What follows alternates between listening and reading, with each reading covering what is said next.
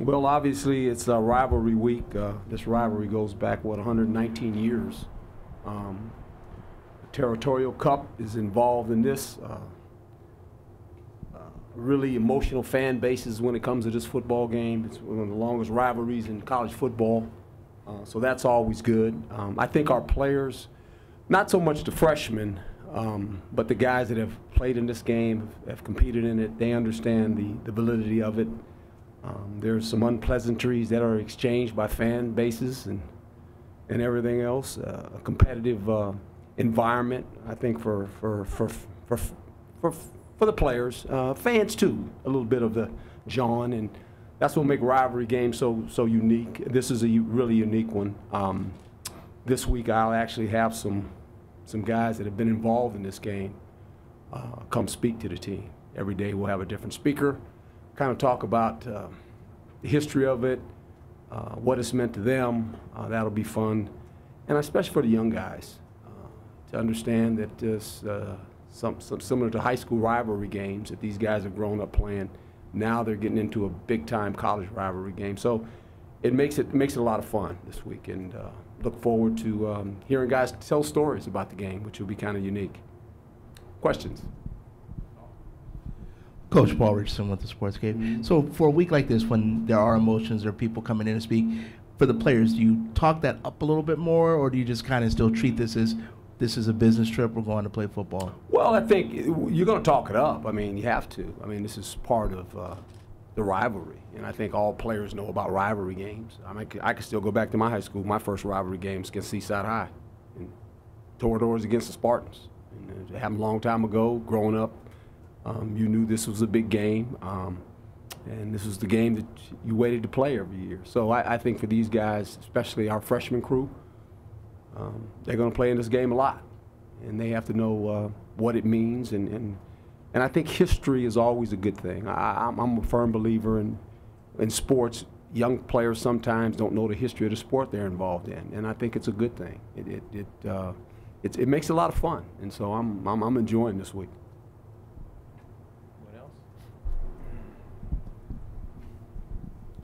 Hold Rubino Devil's Digest. Where do you feel the change was in the defense in the second half? Was it really as simple as just having Merlin Robertson, or was this real? No. I know Merlin the magician, right? He comes out there and all of a sudden they hold him to 3 points. He's not that good yet, trust me. Just adjustments and a lot of things. You know, we said going into that game last week that we had to withstand the barrage they were going to send at us, because they were excited about playing. Obviously, it's senior night. They had a great fan base. They were hollering and screaming, and they got off to an early lead. And we said we had to withstand that. And I thought when we walked in at halftime, talk to the players and say, look, this is what's going to take. Second half, we can move the ball on them. We can do some adjustments defensively. Obviously, Merlin helped, but then we just played a lot better. You know, the turnovers helped us. It was one of those games that it went kind of back and forth the second half. We kept the score down. We had to chip away with some field goals. That hurt us. But then when we scored, you know, we gave them opportunities. A big kickoff return. We had him on a third down, and they hit a pass. We tackle him. We don't. Gets down there. So we had some missed opportunities. And then we stubbed our toe a couple times on offense. And it was one of those games, I thought at the end when I walked into the circle, when we had possessed the ball with 3 minutes left, I said, hey. And they looked at me, they said, Coach, we know. I said, go do it then. Just let's go finish the game off. We will get in position where we can kick a field goal or score. But I said the clock is our enemy. You know, we don't want to give them time on the clock. We don't want them to possess the ball anymore. That was the plan. Didn't work out. Got to give them credit. They stopped us, and they win a football game. We lose another one by a score. 2 points this time. Coach, Shane Dale, ABC 15. You talked about learning the history of the rivalry. Yeah. Have you had a chance to learn just some of the reasons why this rivalry is so emotional? Yeah. Coach Bakke, obviously, he's a historian on this, and he's going to speak to the team tomorrow. And when I first took the job, it was the first guy I spoke with. And, you know, Al Luganbill's here, and he was on the staff, and so you hear a lot about it. You know, stories get told, and the story always changes. But they're stories. They're tall tales, and that's what's good about it. You hear about the things that happened when they were coaching Another guy took over, and they were. It's a good history lesson to learn, and I think it's important. And for young guys, I want them to understand it because they're going to deal with this every year, and I think it's important for football. It's something that makes football unique. Greg Moore, Arizona Republic, Coach. Yes. It's clear what's on the line down in Tucson. They win. They're in, yeah. Right. Get a bowl bid. You guys would have to manufacture something. So what are you telling the team is at stake? Well, shoot, it's a rivalry week. It's a big game. I mean, it really is a big game. But also, you want to finish the season with a win, and on the road for us. I mean, that's the best road record I think in our conference is 4-1, the Pac-12, and that's Washington State. We have not played well on the road. I told you when I took this job, they had not played well on the road. That is something that we got to fix. This is the last time we'll play a Pac-12 contest this season against a worthy opponent who's gotten better. I think Coach has done a really good job with those guys down there. They're a very competitive football team. What happened last week is what happened. That doesn't matter. This is a whole new slate. Arizona State versus Arizona. We get it. And so I just think for us, you win this game, it probably gives you a better seed at a different bowl game. I think all bowl games are important, but all of a sudden you might get slated in another bowl game because of the record. So those things are involved in it, and you want to win a game. You want to win a football game again. That's important. You put too much work in this not to try to win a game. Would there be any special satisfaction from winning the game? I don't know that. I don't get into that.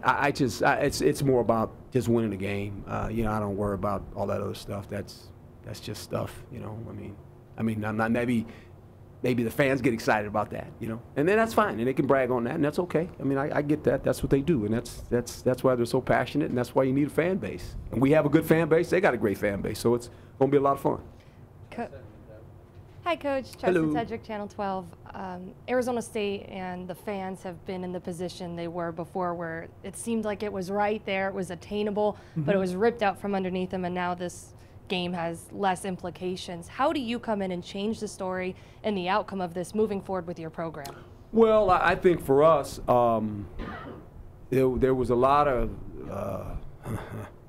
wet eyes in our locker room after losing that football game, and I think we got to recover from that. It was hard for a lot of guys, especially the guys that are seniors. That we put ourselves in a position, to their credit, they fought all year. And to get themselves in position where they control their destiny per se, and to fall short was hard. I mean, that was the toughest one I've been in with these guys so far. And we've lost one-score games, but that was a tough one. A lot of guys were emotionally they were upset, and they had a right to be. But I just think we grow from that. You got to grow from opportunities and experiences you've been in, and I think that'll be kind of what we talk about in the off season.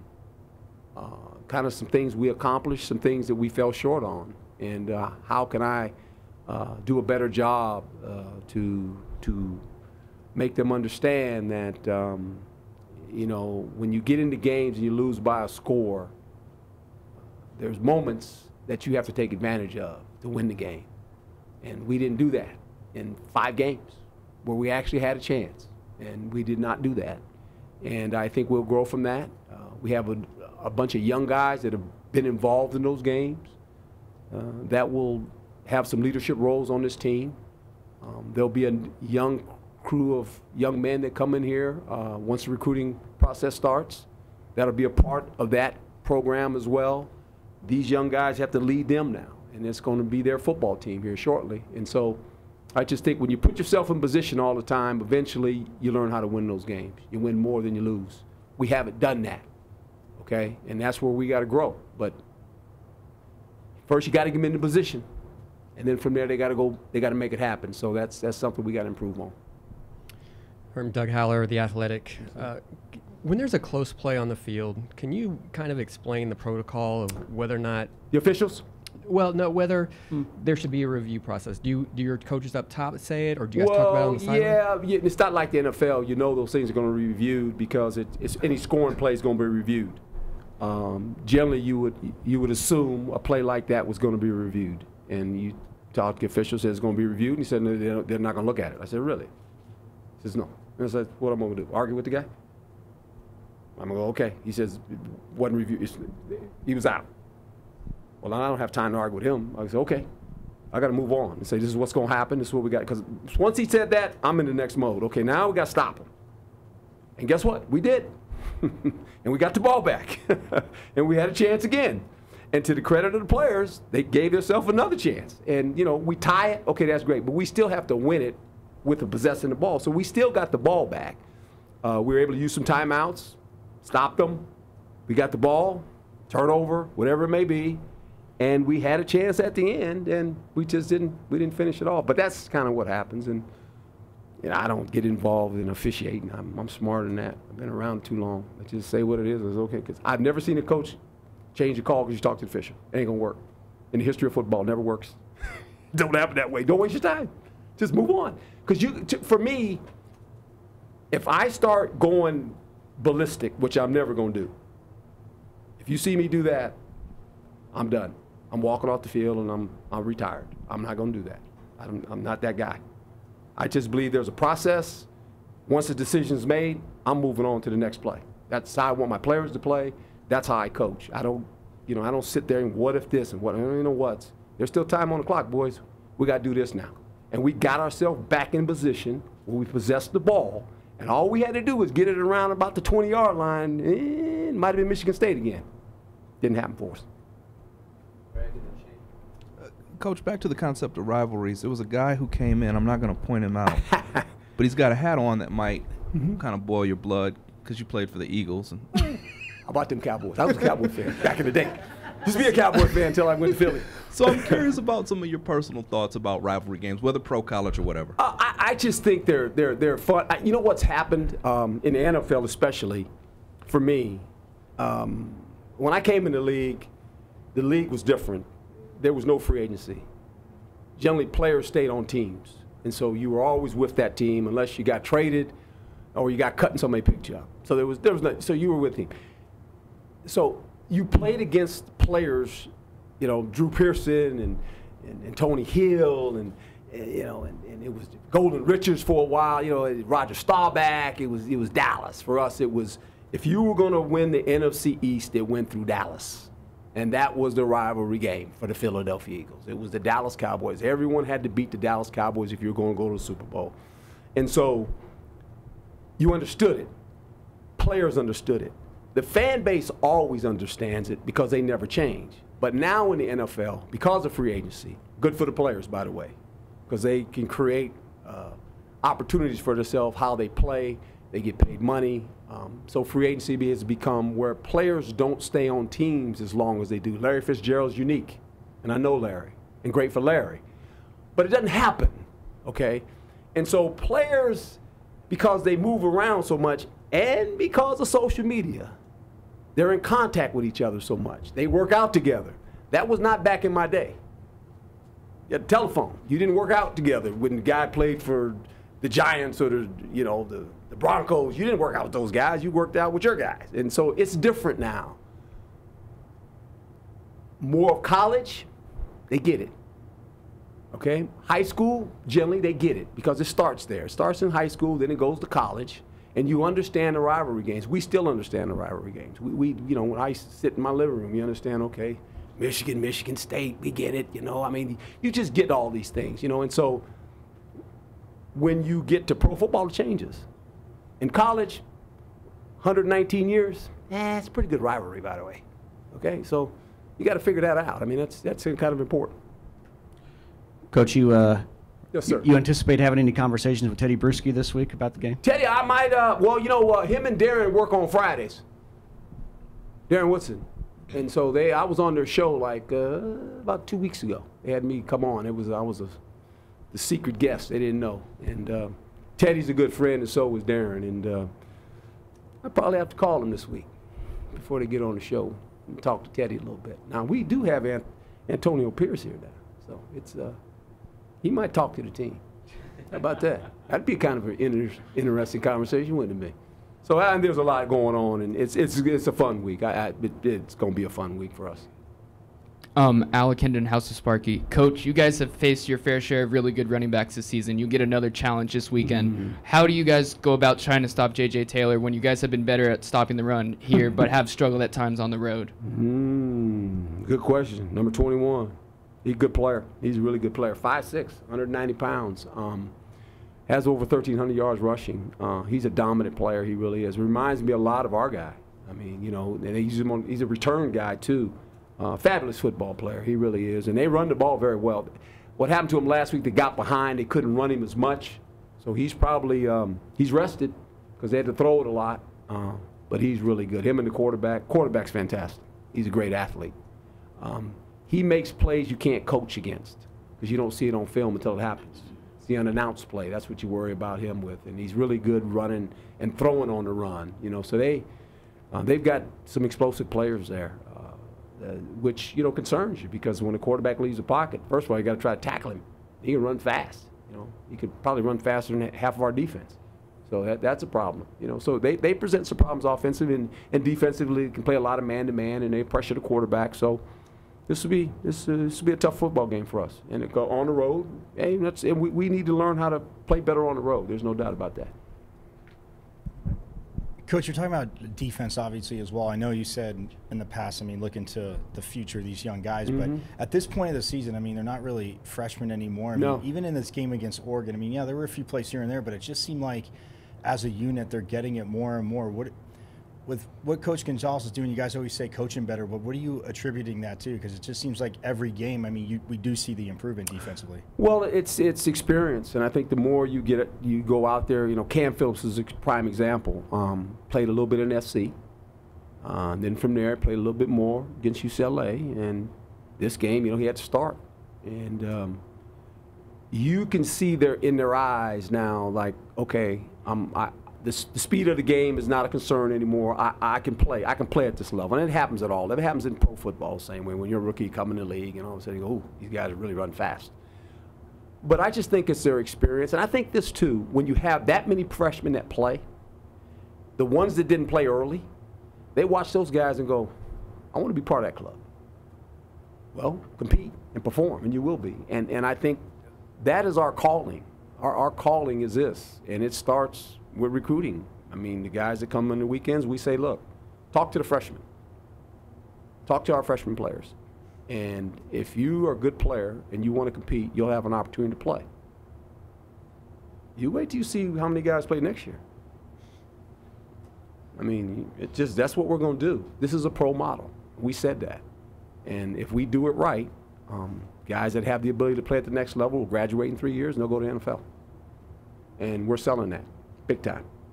And that's what we want. We want young players to come in here and know that, you know what, if you're a good player, you're going to play. And if you're a junior or senior, if you let a freshman beat you out, so be it. Then you didn't compete. But it's a level playing field. And that's how we're going to do it. And that's how you create competition. That's how you become a good football team. And so those are the things we're going to try to go after as we recruit and continue to try to build our program. That's the mindset.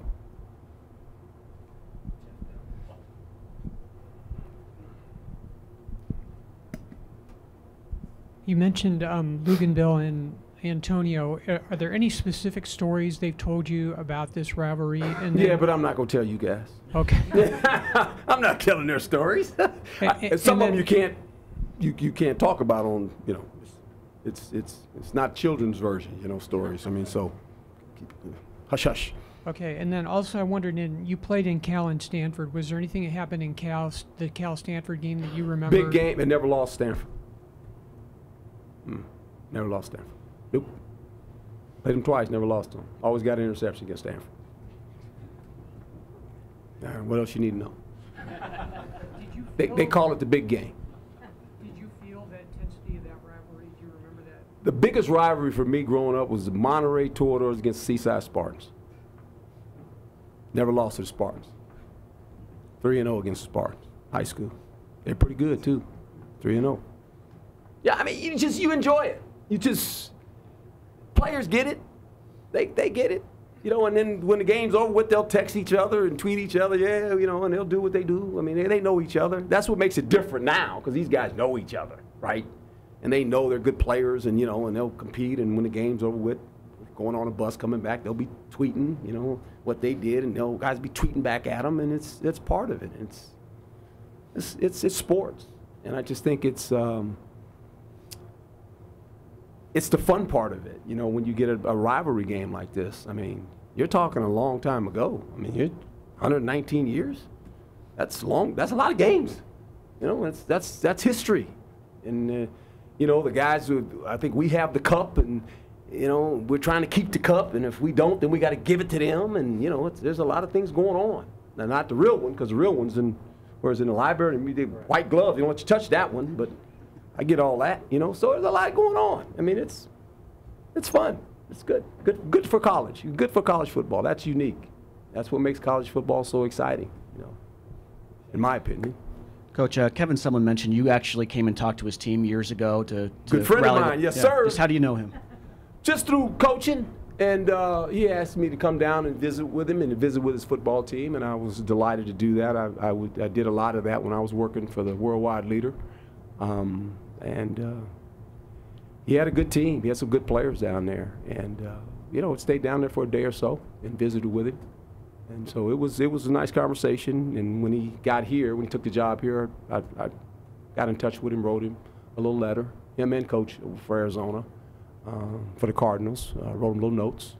But you know, this coaching profession, we're all kind of all wound together some kind of way, you know. But he's a good football coach. He's a very good football coach. He's done a good job as a college football coach.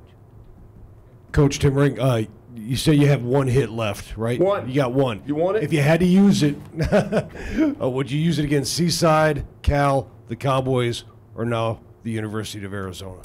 If I had it, yeah. Who would I use it against, sir? When you say the Cowboys now, it's a whole different level. I mean, you're going to a different level when you say the Cowboys now. That's oof. Probably Seaside High, be quite honest. High school, because that's when it all started for me. As I said, my coach, 88 years old, came to our UCLA game. That was a proud moment for me, you know. So he taught me how to play football, you know, and really the rivalry of it, you know. See, and I would say Seaside, and I say it in a glowing way, because I grew up in that community, and I got bussed. I actually got bussed from a predominantly neighborhood to another neighborhood because of the desegregation program. I should have went to Seaside High. And everybody will tell you in that town that, you know what, one of the best players ever in our town had to go across the tracks and play at another school. And so it's kind of bittersweet, you know, because I grew up thinking I'm going to Seaside High, and then not so fast. They said, you're going to Monterey High. I said, really? So that was interesting. You know, to go from a neighborhood to go to another place that was like, really? You know, and that's where I met Coach. And so that's why I say that, because there's so much history involved in me not going to Seaside High when I lived in that community and got bussed. You know, caught a school bus at 7 o'clock in the morning, trying to go to another high school that I had no idea, didn't know anybody. So, you know, to me, it's more than just a game when it was talking about that. It's part of my history, part of my upbringing. So I would say that. Not trying to take away from this game, not at all. But that was me growing up, learning how to be a football player, going into a different community where people didn't look like me so much. You know, dealing with that. So to me, that's what that's all about.